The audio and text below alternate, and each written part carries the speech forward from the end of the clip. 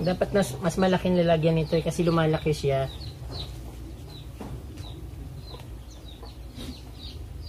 Para kung mailagang bata dito kaprom di. Kasi pag gabi nilalabas ko siya, pinapahamugan ko, tapos pag umaga na pinapainitan ko ng konti, then ipapasok ko na ulit sa bahay, sa loob ng kubo. Kasi natatakot ako baka mamatay siya. Pagalitan ako ni Sir Mysterious Man. Kasi siya nagbigay nito sa akin, so ganun ko pinapahalagaan yung mga bigay sa akin. Kasi kung ako lang, di naman ako makakabili ng ganito, tapos papabayaan ko pa. So, parang bliss na to sa akin yung pagkakaroon ko ng ganito. Kasi hindi ko talaga afford.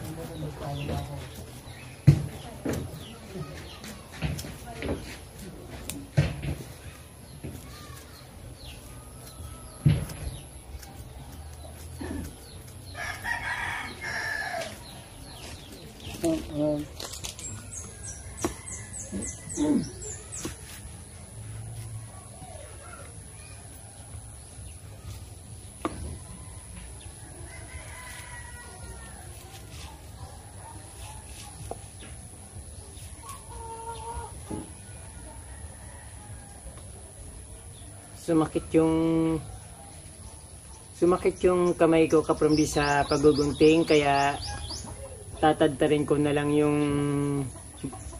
balat ng niyog kasi namaga dito yung ano ko, nasugat. Kaya siguro mas practical kung tatadtarin ko na lang ng itap yung bulok na ano, yung kupos na kukupit para mas madali at hindi ako nahirapan. Kasi nakakangalay din yun at masakit sa kamay. Kaya para mas practical yung gagawin ko, ito yung ano lang, tatadtarin ko na lang ng itak at mas mabilis pa.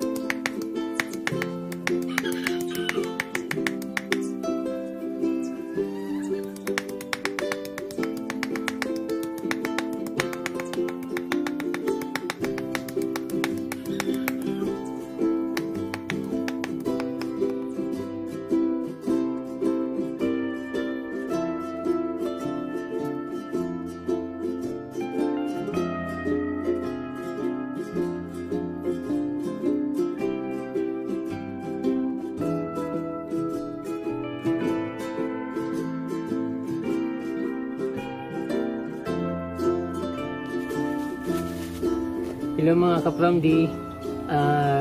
Imimix ko na yung ginawa kong compose na coconut peat. So, haluan ko siya ng lupa kasi pag nakikita ko sa, inoobserbahan ko sa mga ilalim ng niyugan, yung mga damo or halaman na tumutubo sa coconut peat or yung mga balat ng niyog, hindi siya gaanong maganda, parang payat. So, kadalasan nakikita ko mga ferns, yung mga tumutubo sa dito sa coconut balat ng niyog.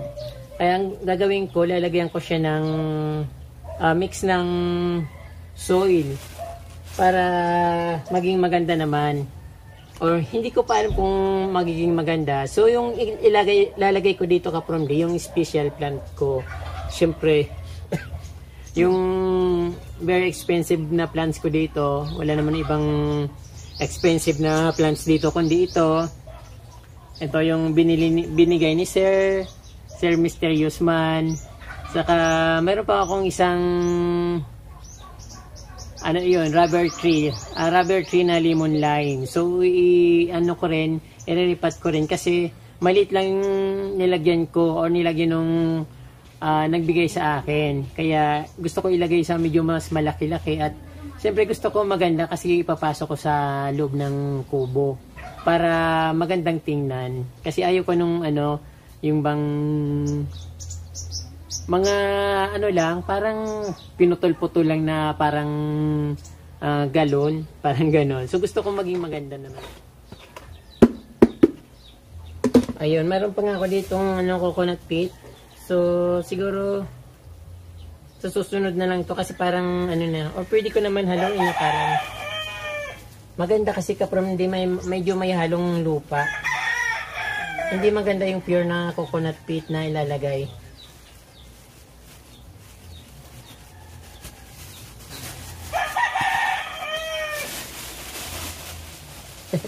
Ang dami. Ayun.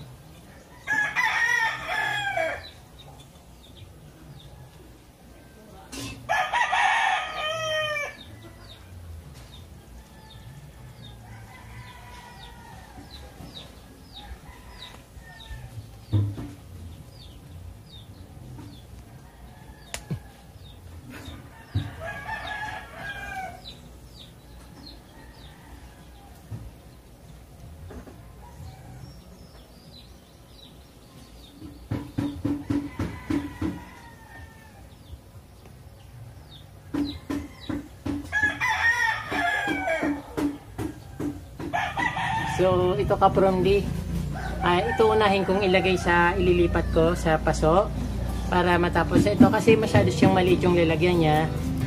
Binigay ito sa akin ni Ate Doris, kapatid ng friend ko. Siyempre friend ko na rin yun sa Ate Doris. Dalawang dahon lang ito nung inuwi ko dito. Ayun, o 2 or 3 dahon. Medyo lumaki na siya, kaya lang gusto ko medyo nasa maganda-gandang lalagyan. At syempre mas malaki-laki ng konti. Syempre ito, expensive plant ko dito ka-Promdi. Itong hawak ko nito. Medyo alam ko mas mahal ito. Then ito. Ayun, meron pa akong isang doon. May laloni, mas mahal din yun. Pero maliit pa.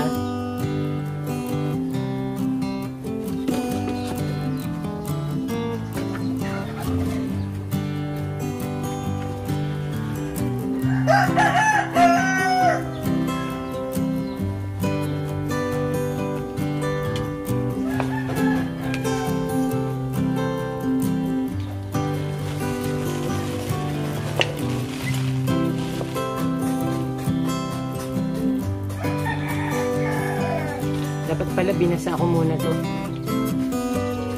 Nakadikit eh. Nagalaw pa yung ugat niya. Yun. Nagkamali ako, dapat binasa ko muna. Pero okay naman.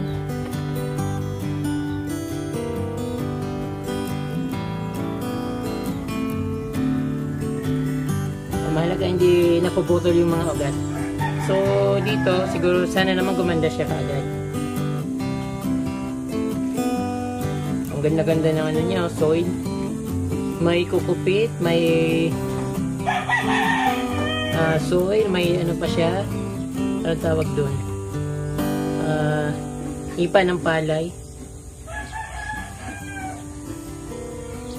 Ayun. Saka may butas yung ano niya, maganda. Kasi dito sa ano niya, gilid, may butas. Mas nakaka-absorb siya ng oxygen. Ayun. Dagdagan ko na kasi pag nagdilig, bababa yung ano, lupa. Ayan.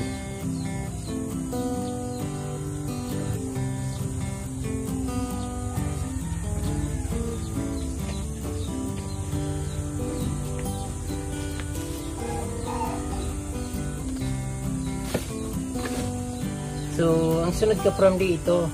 So, hindi ko alam kung paano to.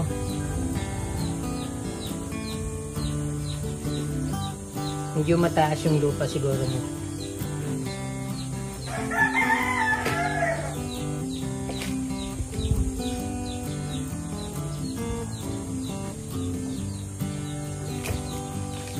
Ayun.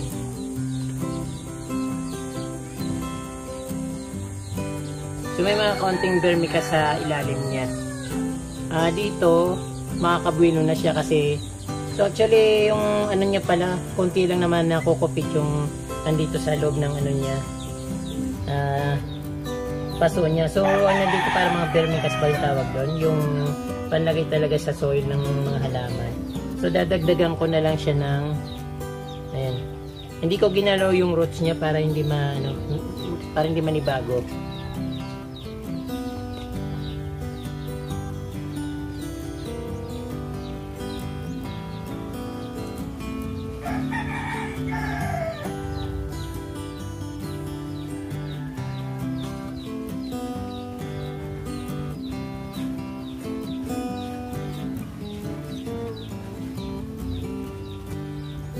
So, pinuno ko rin ang lupa ka-from ng soil kasi pag diniligan naman yung ano niya, bababa kasi buwaghag yung lupa na nakuha ko. Saka yung ano, yung kukupit, buwaghag din yon. So, kukunti lang laman ng lupa nito. So, perfect na yung siguro ganitong level ng soil. Then, pag diniligan ko, bababa siya ng konti.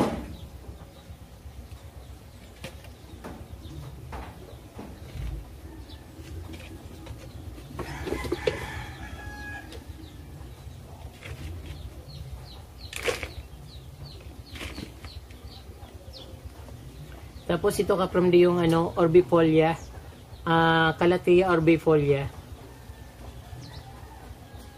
Nag-ugat na rin siya, kaso lang parang, kasi yung parang di naman maganda yung soil nila.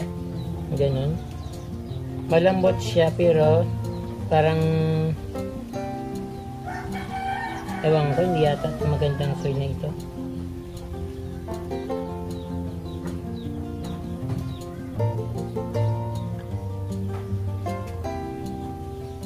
Ayan.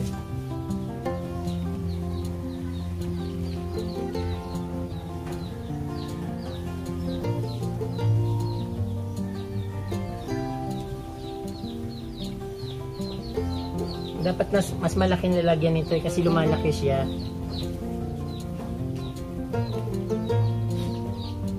Para akong mailagang bata dito ka-from kasi pag gabi nilalabas ko siya, pinapahamugan ko, tapos pag umaga na pinapainitan ko ng konti, then ipapasok ko na ulit sa bahay sa loob ng kubo kasi natatakot ako baka mamatay siya. Pagalitan ako ni Sir Mysterious Man kasi siya nagbigay sinito sa akin, so ganun ko pinapahalagaan yung mga bigay sa akin. Kasi kung ako lang, di naman ako makakabili ng ganito tapos papabayaan ko pa. So, parang bliss na to sa akin yung pagkakaroon ko ng ganito. Kasi hindi ko talaga afford. Ka-from ilipat ko na rin itong Calathea doti. Kasi masyado pong maliit yung lalagyan niya. Parang alanganin sa kanyang laki, din napakaliit ng paso. Pag nilipat kasi medyo gumaganda siya at lumalaki rin at lumalago. Lalo pag medyo pag malaki yung lalagyan. Pag ganito kasi masyadong masyadong maliit. So baka nasusuffocate siya, baka gusto niyang lumaki pa siya ng lumaki. So syempre mas maganda yung ganito pag medyo malaki para para maganda tingnan. So ililipat ko na rin siya sa paso.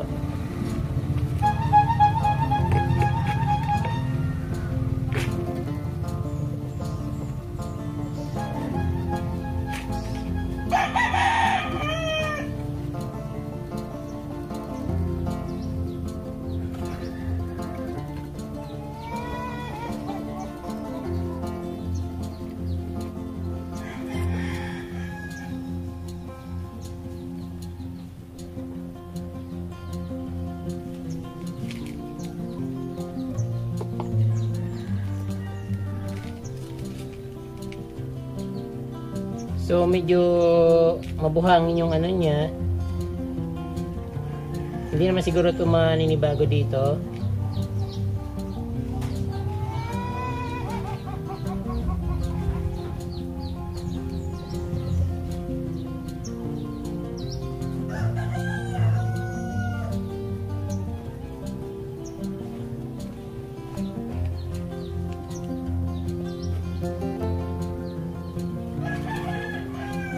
Tamang-tama yung kinuha kong lupa na halos parang buhangin na rin.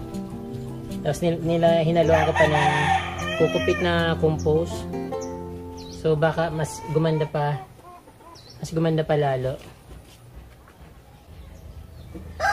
Ito mga kapromdi, ang aking Calathea Rose Upicta Dote. Sana lumago siya.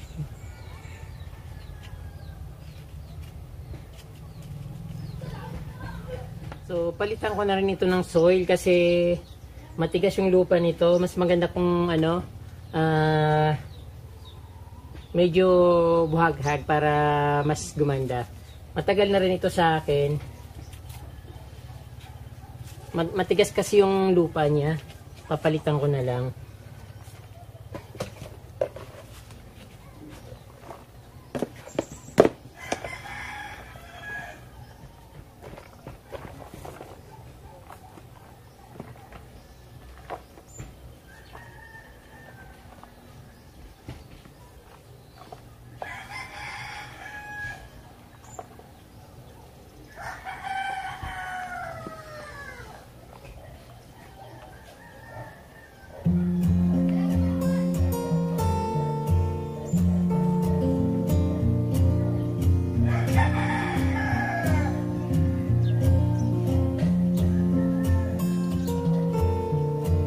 Pwede pala pag-hiwa-hiwalayin to. Mas para dumami yung pala eh. Yun. So yung isang malaki, tatanim ko dito. Din yung dalawang maliit, tatanim ka dito sa pinanggalingan nung Calathea na mas maganda. Ito kapromdi, maganda, mahal din ito. Isa rin ito sa mga rare na Calathea.